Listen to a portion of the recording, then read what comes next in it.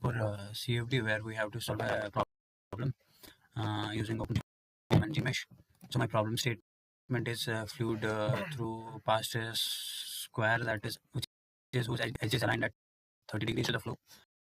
Uh, so we can describe the model something like this, wherein we define our boundary conditions.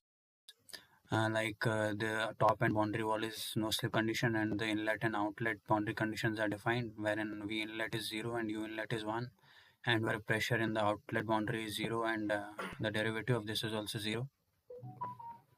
And then we can define our Cowling differential equations, that is the continuity equation and our momentum equations in x and y directions respectively.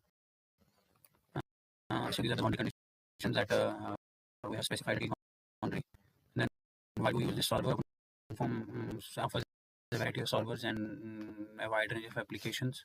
OpenFoam used for solving is used for solving incompressible and laminar flow-based Navier-Stokes equations. These are ideal for scenarios with constant fluid density and smoother roll Reynolds number, and it's also used for simple geometries. And it's very useful for educational and beginner purposes like us, where we just trying to learn the know-hows about the software. The advantages is that we don't need any turbulence models or complex physics. It's easy to understand, it's very computationally efficient and efficient for steady state simulations. It has a limitation that it can't be used for turbulent or compressible or multi-phase flows. So next up is we'll go into Gmesh and then OpenFoam using a virtual machine. For geometry, and for that I've opened the Gmesh, and we'll start by points, and then adding points, then we'll add lines, and then we will add surfaces and then volume. So first we'll add our first point, it will be 0, 0 and 0. Then for our second point, we will add 15, 0 and 0. And for our third point, we will add 15, 10 and 0. And then we'll recycle it back to our, so for that we'll add 0, 10 and 0. So now we have created an external boundary, and now we'll go for our cavity, which is a square with the edges aligned at 30 degrees. So first we'll add our square and then we'll rotate it.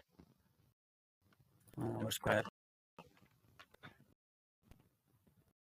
we'll center the square accordingly, and we'll add points, and then we'll join the points using lines.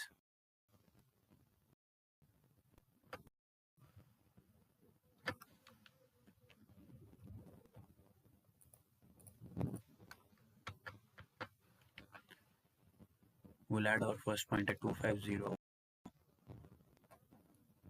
Then we'll add our second point at, we'll center it accordingly, and second point will be 2.5.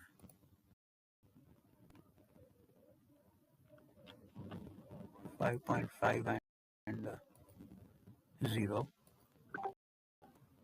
Now we'll add our third point. It will be 1.5, 5.5 and 0. As you can see, the points are being added. Then we'll add our third point. We'll add it at 4.5 at y. And then we'll add our fourth point, which will be 5.5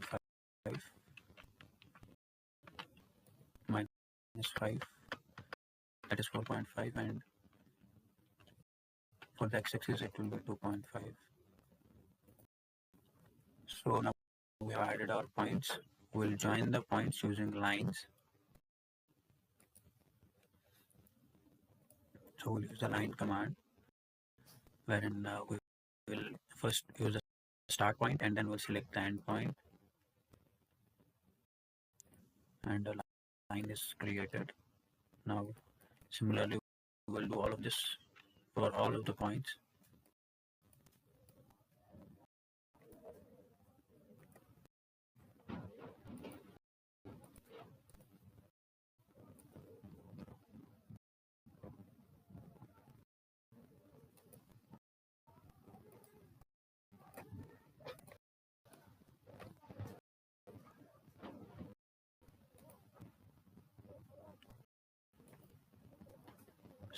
Sorry for the delay as my laptop is a bit slow.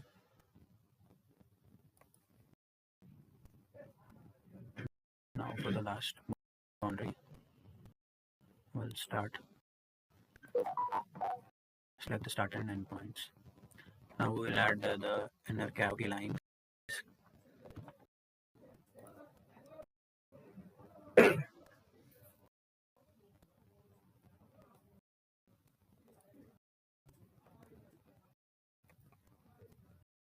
And we'll again go and select the line command. And now we'll start our adding boundaries for our cavity.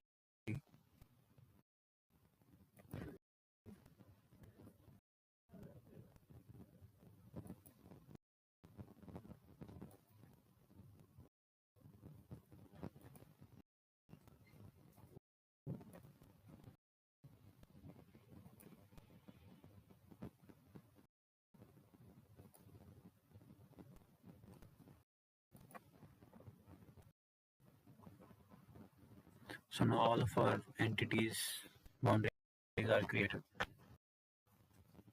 So next up is we'll rotate our square edges by 30 degrees.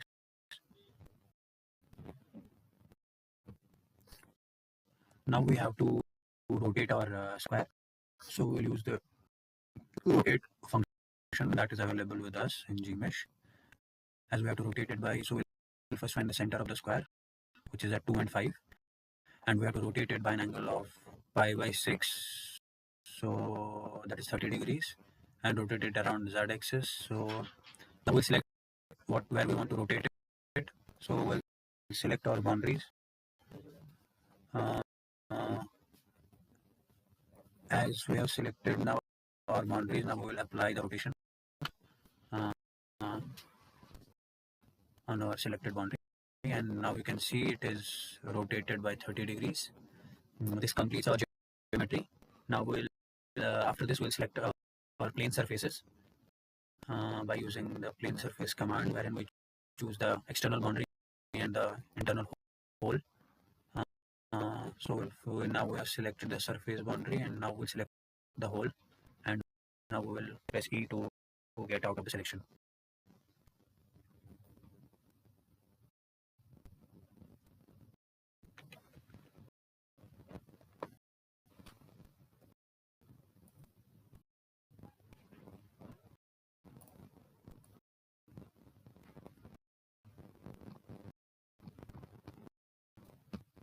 It seems that it's not selecting the surfaces, so we might have to go to options and see if we might be able to change it.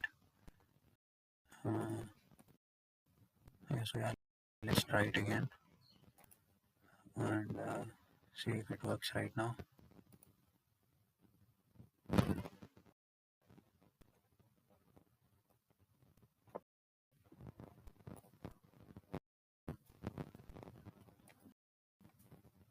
It seems it's stuck.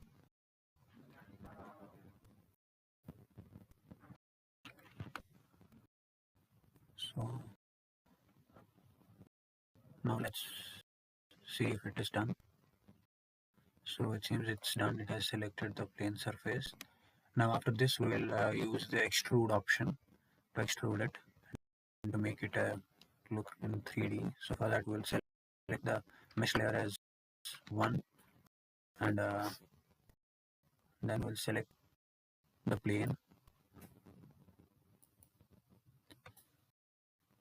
We'll select the plane where we want it to be extruded. So that will be our XY plane. So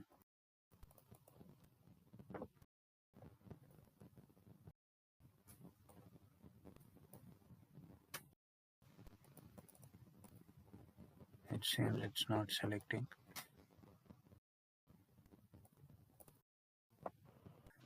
So now we'll extrude it along the Z axis.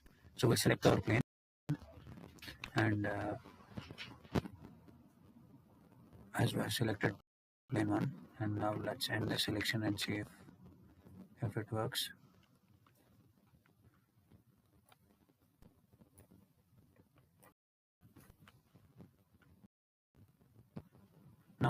as you can see, after extruding it, we can see the 3D figure. And now let's get back to our normal view.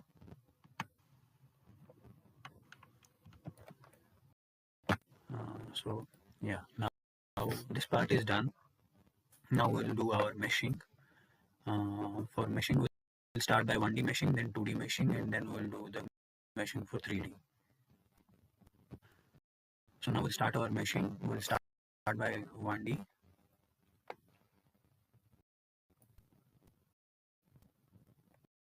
And then we'll do the 2D. As you can see the meshes, and then we'll do the 3D meshing.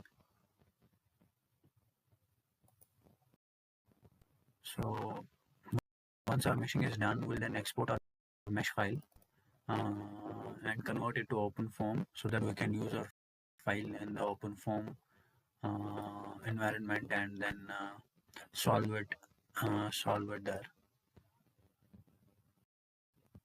So now a mesh is generated, and now we'll export the file and save it, and then we'll open it in our OpenFoam environment. So before exporting it, we'll like to name our boundaries. So for that, we'll go to physical groups, and then we'll add surface, and after that, we'll name our surfaces. So the first one will name as inlet.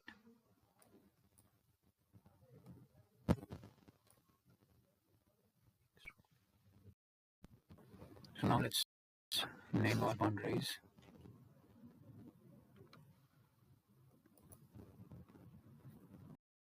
The first one will be inlet. So we'll select our inlet.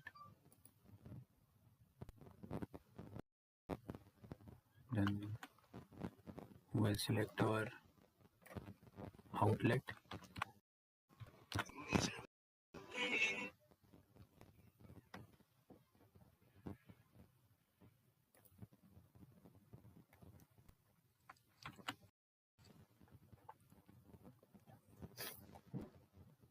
And then we will select our top surface and bottom surface.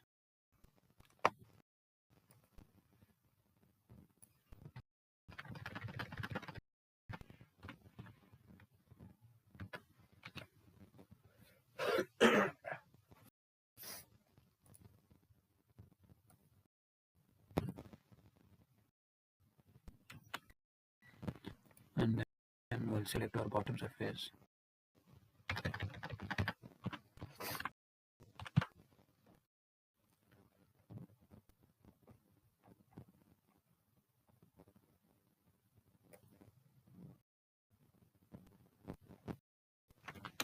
Now all of this is done. So now we'll go and select our front back, as it is a 3D problem.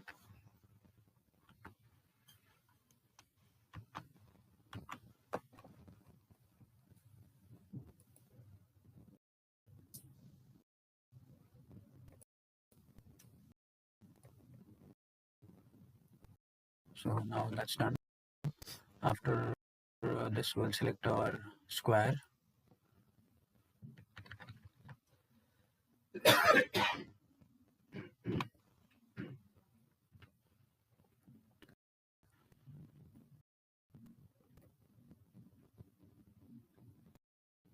We need to select all of the surfaces in the square. So first one is done. Then we'll select the second one, then the third one, and then the fourth one. So now this is also done. Now all the surfaces are done. Now we'll select our volume. For this, we will name it as fluid.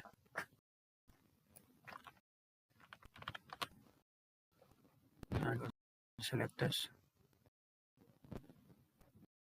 So now all of the naming of surfaces and volumes is done. So next up, next up is we'll export this file into as a .msh file so that we can use it in our OpenFoam environment. So we'll first choose our extension, our MSH file, and then we'll name it. So now we'll export it and save it.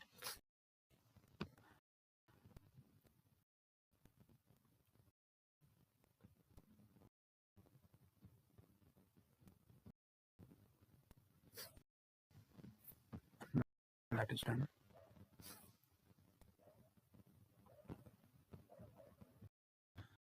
So now that we have exported our file, our mesh file, we convert our mesh file using this command gmsh to foam, and I have named my file as square1.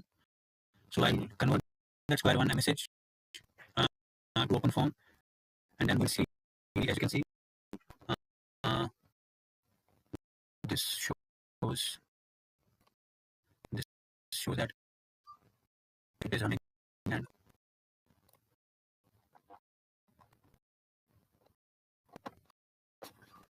uh,